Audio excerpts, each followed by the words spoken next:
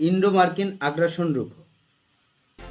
যখন ছাত্র ইউনিয়ন করতাম তখন এই স্লোগানটা এবং এখনো সবসময় এই চিন্তাটা মাথার মধ্যে আসে। প্রথমে এই কথাটা বলার অর্থ হচ্ছে যে বাংলাদেশের যে বন্যা পরিস্থিতি, সেই বন্যা পরিস্থিতি এটা মূলত ভারতের কিছুটা ইচ্ছাকৃত একটা ব্যাপার। অনেকে অনেকভাবে এটাকে ব্যাখ্যা করার চেষ্টা করবে, কিন্তু ভারত কোনো পূর্ব ঘোষণা ছাড়াই ডুম্বুর যে বাঁধটা আছে সেই বাঁধটা ছেড়ে দেওয়ায় আজকে বাংলাদেশের প্রায় 11টা জেলা প্লাবিত। এইটা নেহায়েত একটা উদ্দেশ্য প্রণীত এবং আন্তর্জাতিক যে নদী বন্টন প্রক্রিয়া আছে, সেই নদী বন্টন প্রক্রিয়াকে মূলত এটা বুড়ো আঙুল দেখানো হয়েছে। আন্তর্জাতিক নদী প্রবাহের যে আইন, সেইটাই পুরোপুরি লঙ্ঘন করেছে ভারত আজকে, যার জন্য বাংলাদেশের প্রায় 11টা জেলা প্লাবিত।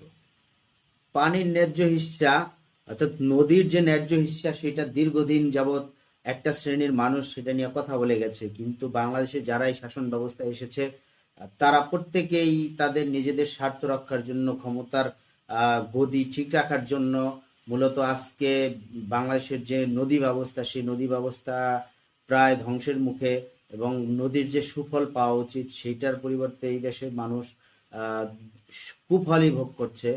যারা ভারতকে সেই সুবিধাগুলো দিয়ে ক্ষমতার চেয়ার টিকিয়ে রেখেছে, তার জন্য আজকে বাংলাদেশে প্রায় 11টা জেলা প্লাবিত এবং খুবই ভয়াবহ অবস্থা, দোতলা পর্যন্ত পানি উঠে গেছে। এই যে বাস্তবিক অবস্থা, এইটার জন্য আসলে দায়ী কে? আজকে সারাদিন সোশ্যাল মিডিয়ায় একটা লাইন খুব বারবার চোখে পড়েছে যে এখন সময় এসেছে 7,500 ফিট উঁচু করে বাঁধ নির্মাণ করার। অর্থাৎ এই দাবিটা ওঠার পেছনে অনেকগুলো কারণ আছে, যে মানুষ এত পরিমাণ যে ভুক্তভোগী হয়েছে যে ভারতের যে নদী প্রবাহর ব্যবস্থার উপরে, সেটা বলতে বাধ্য হয়েছে। এবং আরো অনেক তো দেখেছি, যে সেটা হচ্ছে যে অনেক প্রবাসীরাও দেখলাম যে নিউজ হয়েছে, অনেক প্রবাসীরা বলতেছে আমরা হেল্প করব। আসলে বিষয়টা সেইটা হলেও বাস্তবিক অর্থে যে এই ভারতের যে নদীর যে আহ, একটা ব্যবস্থা বাংলাদেশের ক্ষেত্রে, সেইটার উপরে মানুষ খুবই তিক্ত। এবং পূর্বে এবং এখন পর্যন্ত যেই মানুষের একটা দাবি ছিল, আমি অনেক দিন দেখেছি যে বাংলাদেশের কমিউনিস্ট পার্টি, সিপিবি, তারা সহ অনেক আরো সংগঠনগুলো যে এই যে ভারতের সাথে যে বাংলাদেশের অমীমাংসিত যে নদী সমস্যাগুলো, সেই সমস্যাগুলো নিয়ে কিন্তু কথা বলার চেষ্টা করেছে, কিন্তু কোনো সরকারই সেটা এসে পাত্তা দেয়নি। আজকে যখন একটা ন্যায্যতার প্রশ্ন উঠছে, তখন কিন্তু সেই বিষয়টা সামনে চলে আসছে এবং আশা করছি যে বর্তমানে অন্তর্বর্তী সরকার যে অবস্থান করছে, তার কাছে এই দেশের মানুষের, জনগণের প্রত্যাশার বিষয় হচ্ছে যে বাংলাদেশের যে লিগ্যাল রাইটস, সেটা তার মধ্যে এখন আবার যেহেতু বন্যা চলে আসছে, সেহেতু এই জিনিসটা এখন একটা বড় চ্যালেঞ্জ হয়ে যাচ্ছে। যেমনটা হচ্ছে যে বাংলাদেশের যে নদী ব্যবস্থা, নদী প্রবাহ, আন্তর্জাতিক যে নদীর ন্যায্যতা, সেই জিনিসগুলো এই মুহূর্তে কিন্তু এই অন্তর্বর্তী সরকারের উপরও একটা বড় চ্যালেঞ্জ হয়ে গেছে, কারণ অনেক দিন এই বিষয়টা অমীমাংসিত ছিল, কাউকে সুবিধা দেওয়ার জন্য সেই বিষয়গুলো চলে আসছে। আজকে সোশ্যাল মিডিয়ায় খুব দেখা গেছে যে গত 10 বছরে ভারত বাংলাদেশের সাথে যেই নদীর নিয়ে যেই রং তামাশা করেছে, তার একটা চিত্র।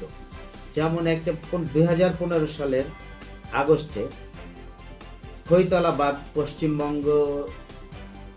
পশ্চিমবঙ্গে এটা খৈতলা বাঁধ, সেটা ছেড়ে দিয়েছিল ভারত। তারপরে 2016 সালে ফারাক্কা বাঁধেরও অনেকগুলো গেট ভারত খুলে দিয়েছিল, এরকম তথ্য আছে। 17 সালে গজলডোবার প্রায় 54টা, অর্থাৎ তিস্তার যে ভারত করে সেগুলোর 54টা গেট খুলে দিয়েছে। তারপর শুকনা লেকটা একটু বাংলাদেশ থেকে অনেক দূরে, অর্থাৎ এটার প্রভাবটা অত বেশি বাংলাদেশে পড়েনি। তারপরে ফারাক্কা বাঁধ ছেড়ে দিয়েছে আবার 2019 সালে। এই যে এই করে, এবং 2023 সাল পর্যন্ত গজলডোবা বাঁধ খুলে দিয়েছিল ভারত 2023 সালে। সেইবারে আমাদের দেশের অর্থনৈতিক যে একটা ধাক্কা খেয়েছে, যে ক্ষতিটা হয়েছে, এখন ডুম্বুর যে বাঁধটা ভারত ছেড়ে দিয়েছে, যে যার কারণে আজকে কিন্তু বাংলাদেশ খুব বিপর্যয়। এমনি বাংলাদেশের এই মুহূর্তে একটা সংকট অবস্থা যাচ্ছে। তো কারণ রাজনৈতিক একটা উত্থান পতন চলে আসছে, তার মধ্যে এই বন্যা, ভারত যদি পূর্ব আগাম দিয়ে এই জিনিসটাকে করত, তাহলে কিন্তু এত ক্ষয়ক্ষতি হওয়ার সম্ভাবনা থাকতো না, মানুষ নিরাপদে যেতে পারতো। এই বিষয়গুলো কিন্তু করা উচিত ছিল, এবং যেইটা এই সরকারের জন্য একটা বড় চ্যালেঞ্জ, যে ভারতের সাথে মূলত বাংলাদেশের কূটনৈতিক অবস্থাটা কোন অবস্থায় দাঁড়াবে এখন।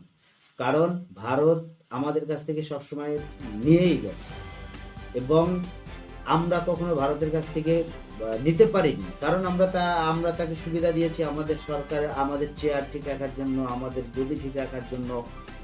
এখন সময় আসছে ভারতের কাছ থেকে ন্যায্য হিস্সা নেওয়ার জন্য, ন্যায্য দাবি আদায়ের জন্য। 1997 সালে নদী প্রবাহ কনভেনশন হয়েছিল, এবং যেই কনভেনশনটা 2014 সালে এসে আইনে পরিণত হয়। সো সেই আইনটাকে লঙ্ঘন করেছে ভারত সরকার, এবং নদীর যে স্বাভাবিক যে প্রবাহ, সেই প্রবাহটাকে ব্যাহত করাটা এটা একটা অপরাধ। সেই জিনিসটা করে ব্যারেজ দিয়ে তারা বাদ দিয়ে রেখেছে, কিন্তু আবার সুযোগ সময় না বুঝেই, ক্ষতি ভালো এগুলো না বুঝেই আবার ছেড়ে দিচ্ছে, যেটা এটা একটা মূলত অপরাধ। ভারত কখনোই এই অমীমাংসিত নদী সমস্যাগুলো কখনোই সমাধান করার চেষ্টা করেনি। আমরা মূলত এখন অপেক্ষায় আছি যে এই নদী প্রবাহর যে আইনটা এবং নদী প্রবাহর যে অবস্থা, সেই অবস্থাগুলো মূলত কোন জায়গায় গিয়ে দাঁড়ায়, এবং বাংলাদেশ কোথায় তাদের অবস্থান নিয়ে যায় আন্তর্জাতিক সম্পর্কে এবং ভারতের সাথে। এখানে ভারতের সাথে মূলত আমাদের কোনো দ্বন্দ্ব জড়ানো ঠিক হবে না, খুব ভালো অনেক বড় বিবাদে যাওয়াটা ঠিক হবে না। এই কারণেই যে ভারত আমাদের প্রতিবেশী রাষ্ট্র, তাদের সাথে আমাদের দীর্ঘদিনের সম্পর্ক আছে এবং দীর্ঘদিনের সম্পর্ক থাকবে, সেহেতু ভারতের সাথে যে একটা সত্যিকারের যে ন্যায্য হিস্সা, সেই জিনিসটা হচ্ছে যে আমাদের অবশ্যই আদায় করা উচিত।